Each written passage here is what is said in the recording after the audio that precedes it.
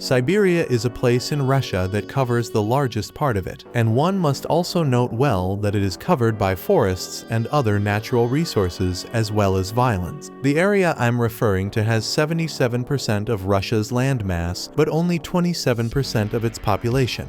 Why? This is because the weather there is really harsh, the winters are very long, and the cold bites to the bone. At any mention of Siberia, what comes to mind is the Soviet Union's forced labor camps, which were also referred to as the Gulag. But where did this term Gulag come from? It's an acronym for Chief Administration of Corrective Labor Camps. Cool name, isn't it? You should know that communists didn't invent these forced labor camps in Soviet Union. They started way before October Revolution in Tsarist Russia. However, this name was used during Stalin's rule because at that time these prisons were filled up. During Tsarist era, there were few hundred people who served in these forced labor prisons, while under Stalin anywhere between 2,000 to 18,000 people would be crammed inside such a prison each. Just imagine closing down all those prisoners and herding them into just one small room as it was required for them.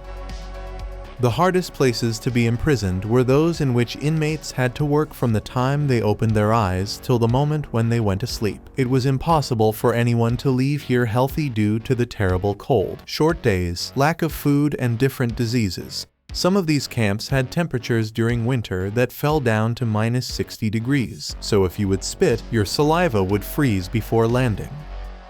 These are some of the gulags that were mainly created for those who dared to speak against the Soviet government. Merely a single dissenting word was sufficient grounds for being taken into custody and locked up in a gulag.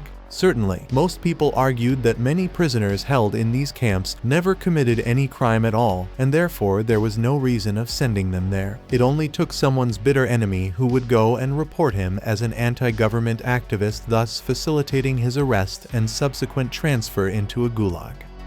The chilling atmosphere that had been established in this country has made even brothers turn against one another like this. Parents even reported their own children, though there were cases of parents and children ratting each other out too. Imagine waking up one morning only to find out your father has given you up for the gulag. All these happened because of something called the Great Purge. It was during the years 1936 to 1938 that Stalin aimed at eliminating his perceived enemies. However, between the periods of 1930 until right before World War II, Stalin significantly expanded Union's economy, among other things that made it more or less comparable with European countries. The major instrument for achieving this purpose by Stalin was the gulags, where every person imprisoned there worked free of charge for the Soviet government. These forced labor camps supplied most of the raw materials needed by Soviet industries without payment. They were essentially slave laborers.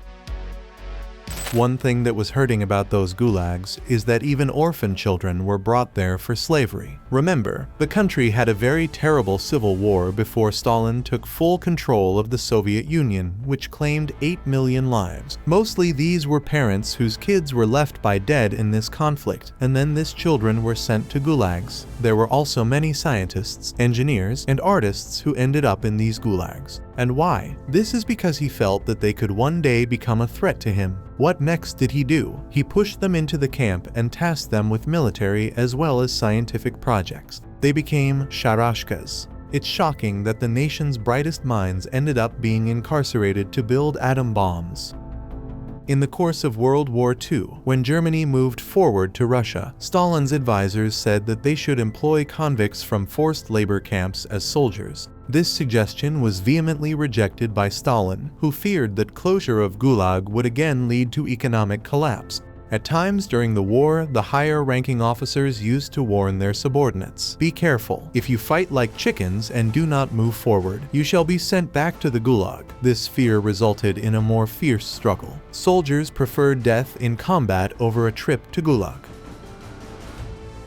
Let us have a look at one of such gulags. The selection criteria for gulag officers were excessive loyalty to Communist Party of Soviet Union and extreme brutality of character. These are exactly the sort of people who found themselves in the gulags. The living quarters for gulag prisoners were wooden rooms with absolutely no insulation for such terrible cold on Siberia in them. Inside these huts were huge wooden bunk beds which each person had only one blanket on top of it all. Prisoners would get close together on these big beds, sharing their body heat. When the sun was just peeping out, it was time to don your overalls. What were these overalls? A flimsy pair of trousers, sandals, a heavy shirt and hat, and you could get yourself a lucky Russian cap like those that covered even ears.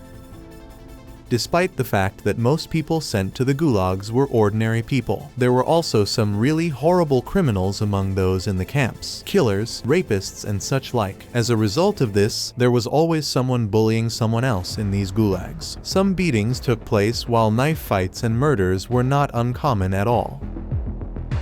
The food distributed at the gulag was just enough to keep a person alive. It was in short supply and poor quality, and never surplus. As a result, bullies would snatch away food from weaker ones, and many if not all of the inmates skipped meals daily.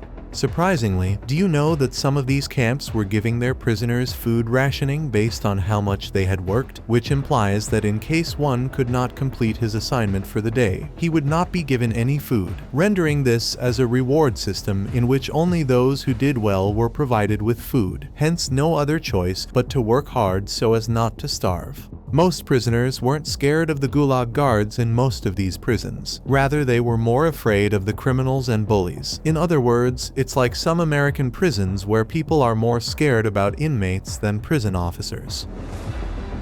The gulag prisoners were about 15% women, which was indeed a sad part of it because most of such women were innocent. Their being in these places had been mainly as a result of their husbands, brothers or fathers who had been arrested and taken to the gulags. Luckily, there were separate sections for men and women. Therefore, male bullies could not properly harass the females though the guards did. Many of these females got pregnant while still in the gulag and ended up giving birth to their children there. However, when they reached 2 years old, they would be taken away by the government. Can you imagine how horrible a place like that is in which your child is born? What kind of life would such children have when they grow up? The people did what there? Most of them were engaged in various mining activities such as coal, iron ore, and others. In other camps around the Siberian forests, they also had prisoners who were cutting down trees and making them ready for transport. Note that all these workers were unpaid laborers. The Soviet Union under Stalin is estimated to have had 18 million slaves who supplied all raw materials to the country. Some people's perception may be that Stalin only sent forced labor camp inmates from other countries to these campsites, but this is not accurate at all. This means that most of the concentration camp prisoners were Russian nationals themselves. Moreover, a great number of Germans and Japanese POWs ended up in these gulags after World War II. Can you just imagine one day you are living your life in Berlin or Tokyo, and the next thing you know is that you are in Siberia? Most people died from illnesses since diseases were widespread in these camps. Again, numerous deaths occurred due to frostbite as a result of lack of clothes. If they stopped moving to keep their bodies warm, then certainly their feet would be affected by frostbite. Similarly, no doctors went there to check on them medically. So if one fell ill or got frostbitten, he would just have suffered till death. That means prisoners kept working as long as they were alive. Here now comes an interesting fact. Did you know that some gulags were located within big cities? That is right. For example, in Moscow there existed gulags where engineers and scientists were imprisoned. These individuals were involved in high-grade projects. Or else, let's say you are constructing a missile, but then sleep in your cell at night. The Volga-Don Canal in Russia is 101 kilometers in length. It was created during the years 1934 till 1937 by round about 200,000 slaves from Gulag, and around 12,000 of them died during this period of time. Looking at this scenic waterway, you can't even imagine how much blood was shed there. But for Stalin, this canal was worth far more than those 12,000 lives. So could people ever escape from the Gulag? Well, they could try, but unfortunately guards had every right to take a shot at them, and any person trying to run away would be killed somewhere close enough. Still, some managed to escape, and there are few tales behind that. A few went into China, others got as far as India, and a very small number made it up to Finland, which lies on the side of Russia in the west. They traveled very far indeed, that's why eventually managed to break free. There is a cool story about Sławomir Rawicz. This man escaped during winter. Can you imagine that? In such a cold? For 3 weeks, he walked through the Siberian forests until he arrived at a village. Then, he managed to leave Russia and went to America. Later on, he wrote a book describing these events which caused quite a sensation.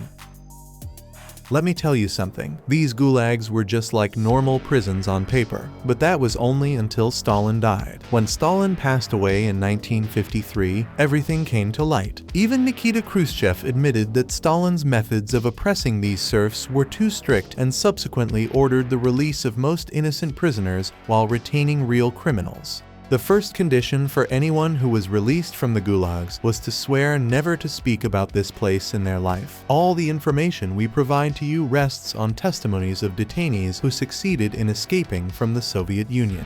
Another interesting fact is that after the fall of the Soviet Union, many of those gulags were transformed into museums. You can now visit them and see for yourself what happened to those people. One of such well-known museums is Perm 36 Museum in Western Siberia, where you can observe their living conditions, diet, and labor.